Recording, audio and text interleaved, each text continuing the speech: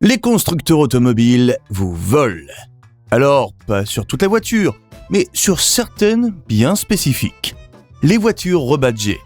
Des voitures identiques à des modèles plus abordables, revendues à des tarifs exorbitants, parfois justifiés par 3 bouts de plastique, des options premium inutiles que vous n'avez même pas demandé et une sellerie en cuir premium.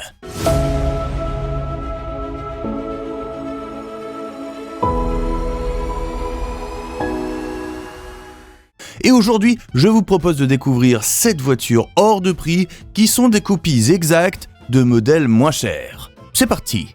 Et pour bien comprendre pourquoi cette pratique est tout sauf fair play, il faut comprendre ce qu'est le rebadging honnête. Qu'est-ce qu'un bon rebadging?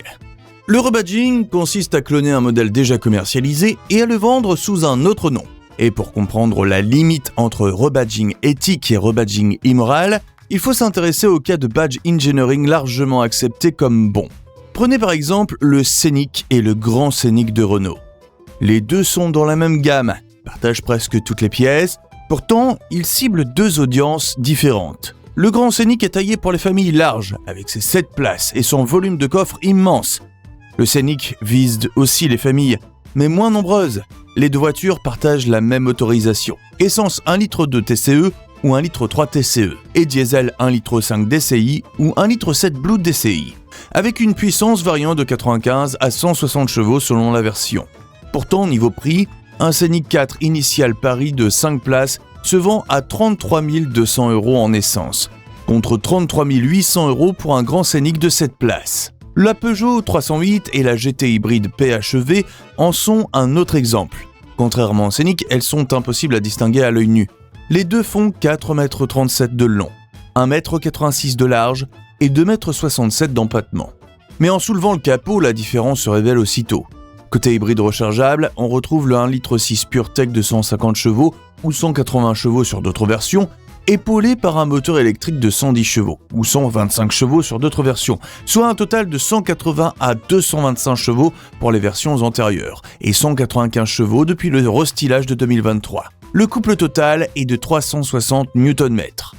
La batterie de 17,2 kWh, dont environ 15 utiles, permet jusqu'à 85 km d'autonomie 100% électrique selon le cycle WLTP. De son côté, la version essence se contente du 1 litre de PureTech micro-hybridé à 145 chevaux avec une assistance électrique de 28 chevaux et ne dispose d'aucune prise de recharge. La version hybride rechargeable utilise une boîte automatique à 8 rapports, le EAT8. Et la version essence 1 litre de PureTech emploie généralement la boîte automatique EAT8 ou une boîte manuelle 6 rapports selon les versions. La structure et les trains roulants restent identiques. Côté tarif, comptez 34 600 € pour la 308 SW Allure 1 litre de hybride 145 chevaux et 43 080 € pour la 308 SW GT plug-in hybride 195 chevaux. L'une est une petite compacte citadine sans prétention. L'autre est une 308 boostée pour les adeptes de vitesse, mais à petit prix. C'est la même philosophie chez Alpine. L'Alpine A110 et l'Alpine A110 R70, celle des 70 ans, se ressemblent comme deux gouttes d'eau. Franchement, si vous les croisez dans la rue, vous n'y verrez que du feu. Les seuls détails qui trahissent la version anniversaire, les petits logos A70 sur les ailes et l'aileron, la plaque numérotée à l'intérieur et des jantes blanches spécifiques. Très classe, et ça on valide. La 110 R70 est une série ultra limitée à 770 exemplaires, créée pour célébrer les 70 ans de la marque. Sous le capot, exactement le même 1,8 litre turbo de 300 chevaux que toutes les A110 actuelles, la 110S, la 110R, la 110R Le Mans. Pas un cheval de plus, pas un gramme de couple supplémentaire. Châssis aluminium, moteur, boîte EDC 7, empattement, tout est strictement identique à une A110S ou R classique. Les seules différences réelles, quelques pièces carbone supplémentaires, un réglage de suspension un poil plus ferme et le badge anniversaire. Et là, magie de l'édition limitée. Une A110S bien équipée, 300 chevaux plus pack aéro, tourne autour de 80 000 €. Alors que pour repartir avec une A110 R70, il faut aligner minimum 122 500 €. Bref, un plus 45 000 € pour un logo, des jantes blanches et le droit de dire « J'ai la 70 ans !» C'est ça aussi le charme des séries spéciales. Quand on regarde ces modèles, on voit vite un trait commun. Le grand Scénic se vend plus cher qu'un Scénic parce qu'il offre 2 places en plus et un plus grand coffre.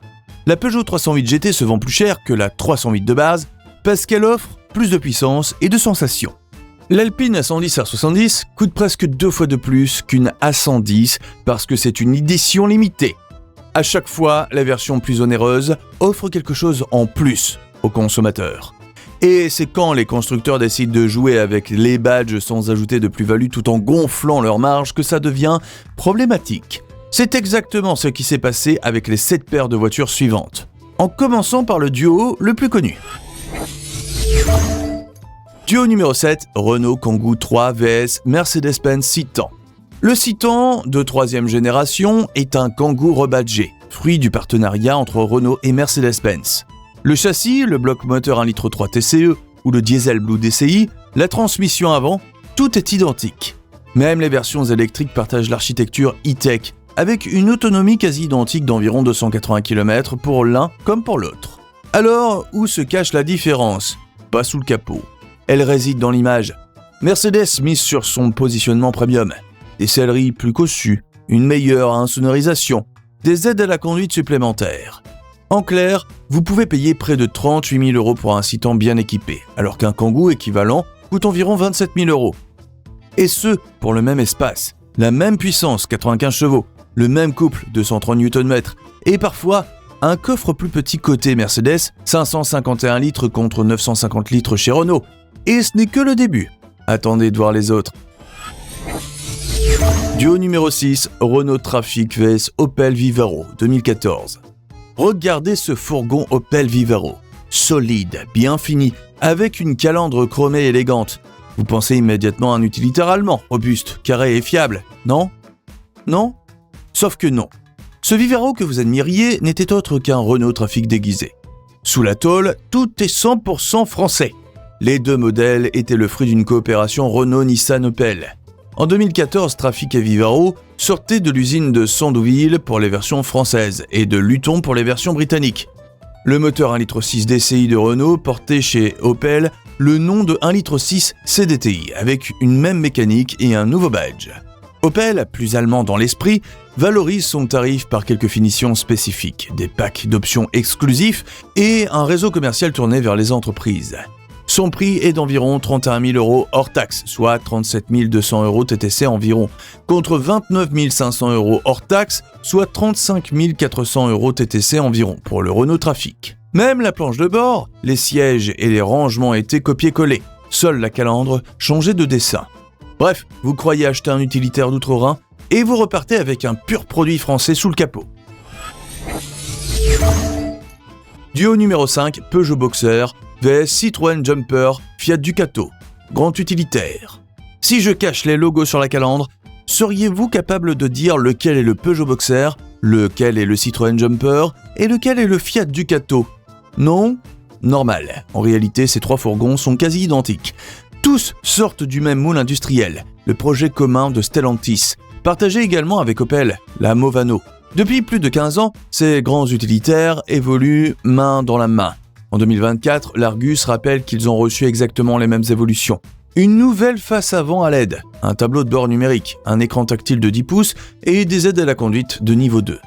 Sous le capot, le 2 litres HDI laisse sa place au 2 litres 2 Fiat, avec des puissances identiques, 120, 140 ou 180 chevaux et la même boîte automatique à 8 rapports. Et pour les versions électriques, la ressemblance est totale. Batterie 110 kWh, moteur 270 chevaux, autonomie de 420 km WLTP. Alors, quelle est la vraie différence ? Le Peugeot Boxer se veut plus pro haut de gamme, avec des finitions valorisantes et des options plus coûteuses. Environ 34 400 € contre 32 900 € pour le Citroën Jumper. Le même schéma s'est répété pour notre prochain duo. Duo numéro 4, Renault Master vs Opel Movano. Vous pensez acheter une Opel Movano robuste, allemande, pensée pour les pros exigeants ? Eh bien non. Sous la carrosserie, c'est en réalité une Renault Master. Opel mise sur la rigueur germanique, Renault sur la polyvalence française. Toutefois, le châssis, la transmission et les blocs 2 litres 3 DCI Blue HDI sont identiques. D'après les comparatifs, le Movano démarre autour de 44 500 €, tandis que le Renault Master Bus s'affiche plutôt vers 50 000 €. Certes, Opel a amélioré l'insonorisation, modernisé la planche de bord et propose une version 100% électrique avec 420 km d'autonomie. Alors si vous êtes un professionnel pragmatique, pourquoi payer plus? Pour la calandre chromée? Pour une sellerie un peu plus sobre? Donnez-moi votre réponse en commentaire et attendez de voir ce que font Peugeot et Citroën avec leur SUV frère ennemi. Duo numéro 3, Citroën C3 Aircross vs Peugeot 2008. Quand on quitte les utilitaires pour le grand public, on rencontre nos deux SUV compacts français. D'un côté, le Peugeot 2008, petit SUV premium qui s'affiche fièrement dans les publicités comme un mini 3008. De l'autre, son cousin plus discret, le Citroën C3 Aircross, plus accessible et familial. Sous la carrosserie, les deux partagent le cœur du groupe Stellantis.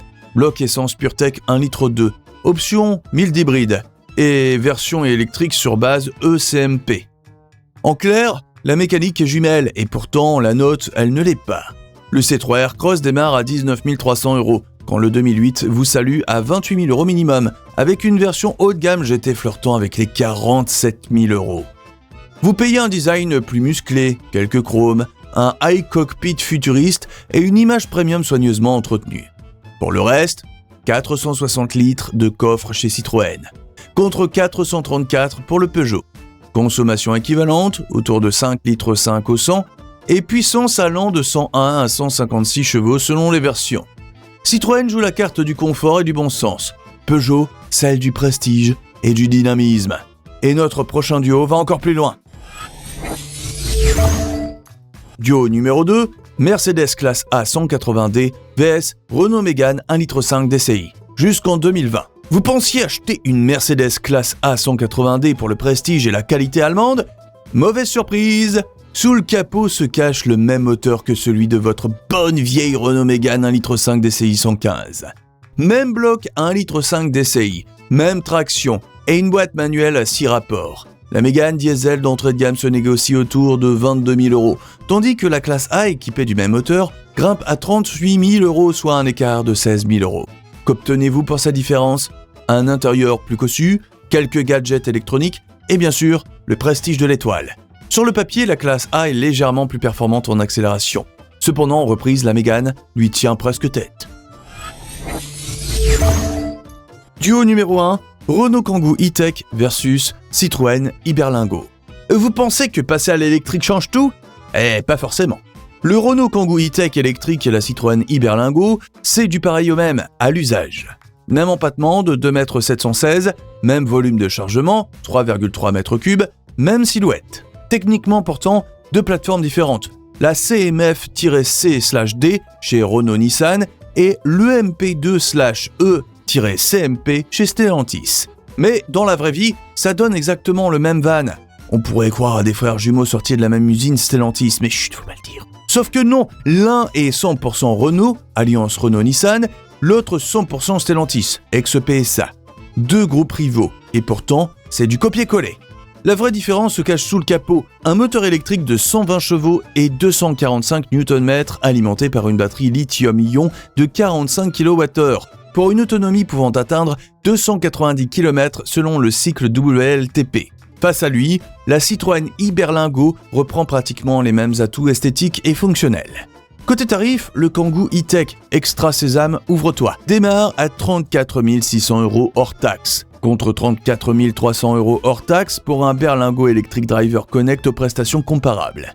Côté confort, la version électrique offre un silence et une douceur de conduite supérieure, tandis que le modèle rebadgé mise sur une charge utile légèrement plus élevée, jusqu'à 800 kg pour le Berlingo XL. À bord, les différences se jouent dans les détails. Des plastiques plus qualitatifs sur le Renault, une rétrovision par caméra plus performante et enfin une ouverture des portes avant à 90 degrés. Les constructeurs sont malins, ils exploitent la même base technique sur des millions de véhicules pour faire des économies d'échelle. Puis vous revendent le même produit 2 ou 3 fois plus cher en jouant sur votre ego, sur le prestige et sur la peur de ne pas acheter le meilleur. C'est la manipulation du consommateur et elle fonctionne à merveille. On achète souvent l'histoire ou le logo, pas la valeur réelle de l'auto.